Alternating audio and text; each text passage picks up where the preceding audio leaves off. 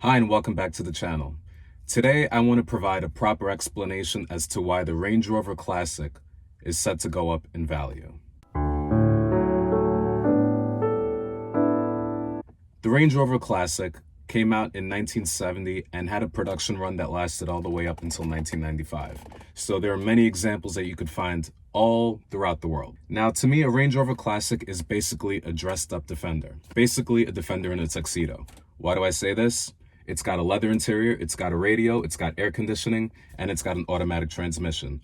Whereas we look at the Defender, it's got a cloth interior, there may not be a radio, and there may not be air conditioning, and it's got a manual transmission. Now, don't get me wrong, I love manual transmissions, but the reality is many people, they're not really enthralled with the idea of having to row their own gears.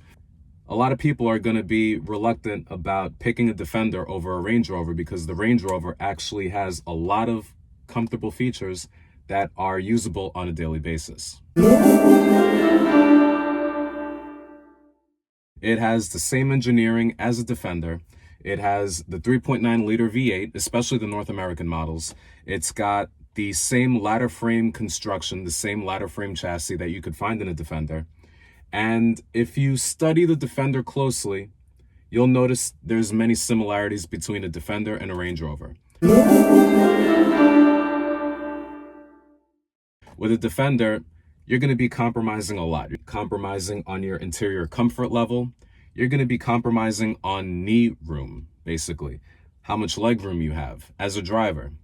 Now, I've had the opportunity to drive Defenders in the past, and the one complaint that I have, especially with the stick shift model, is there's not a lot of room for my knees. Whereas with this Range Rover Classic, I have a lot of knee room and I have a lot of leg room, and I'm able to reach the pedals comfortably. And granted, it's not much space. It's maybe 4 or 5 inches of clearance, but that's because I'm 6'5". I have a lot of height with me.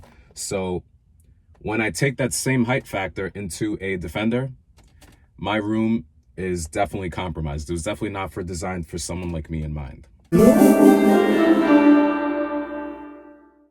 Why is a Defender so expensive? It's a very rare off-road vehicle. There were not many brought to the States, especially with the 3.9 liter V8 engine.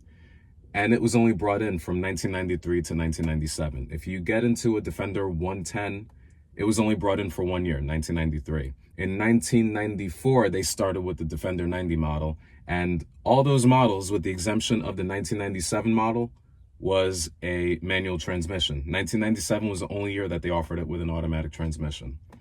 Because most of these cars came with the stick shift, a lot of people are going to be picking the automatic Range Rover because it's just more convenient and it's easier to drive, and you're not necessarily going on track days with a Range Rover unless you want to die. So you have to be thinking about new drivers and the people who are going to be searching for these Range Rovers. When everything is an SUV, what are the next wave of car collectors going to aspire to get? They're going to try to get SUVs, and they want to aspire to get the tough SUVs, the iconic SUVs.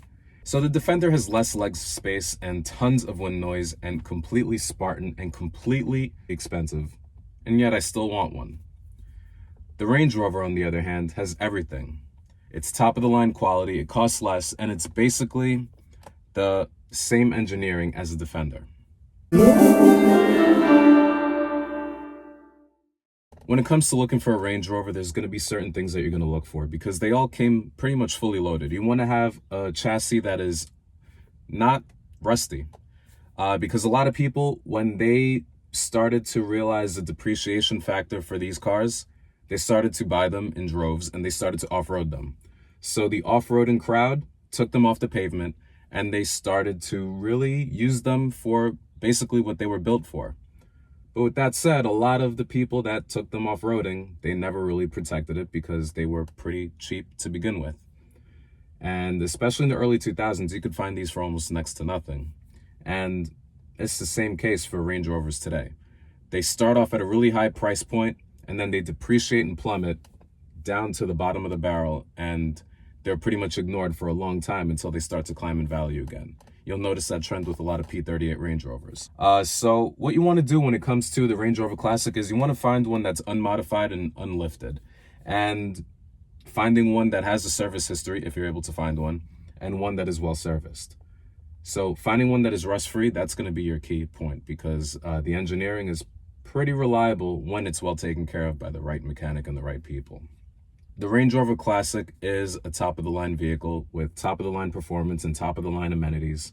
So if you're able to find a Range Rover that offers all the valuable key points, that's what you want to do. You want to find one that is relatively clean and doesn't require a lot of work. But you have to act quick, because I feel like these cars are going up in value really fast. I feel like the price values and the low price point and the low point of entry is going to expire very soon, because people are going to come to a realization that the Range Rover offers a lot of value and you get a lot of the same qualities as a Defender, if not more. So people are going to wake up to that realization that if you want to get a Defender-like experience, but you want to have the added comfort to it with the same engine, you're going to opt for a Range Rover Classic and not a Defender. And that time is soon going to come, because I feel like the prices of these cars are starting to slowly climb. So with that said, this video has come to an end, and thank you for watching.